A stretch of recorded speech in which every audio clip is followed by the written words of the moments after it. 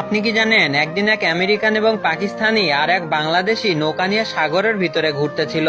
হঠাৎ পানি থেকে একটা দৈত্য উঠে এলো। দৈত্য প্রচন্ড রাগে কণ্ঠে বলল, তোরা অনুমতি ছাড়াই আমার এলাকায় ঢুকেছিস কেন? এখন আমি তোদের খেয়ে ফেলবো।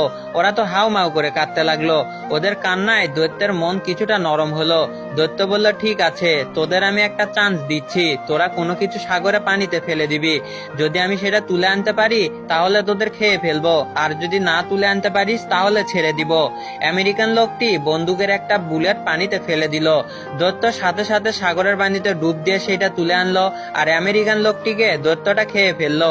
এবার পাকিস্তান লোক একটি সুই পানিতে ফেলে দিল। দৈত্য সাথে সাথে সাগরের পানিতে ডুব দিয়ে সেটা তুলে আনলো, আর পাকিস্তানিকে দৈত্যটি খেয়ে ফেললো। এবার বাংলাদেশি লোকটির পালা। সে সাগরে হিসু করে দিল। এখন ঠেলা সামলাও, এবার বাঙালি কি জিনিস। একটা মেয়ে তার বয়ফ্রেন্ডকে বলতেছে যে তোমার তো কিছুই নেই,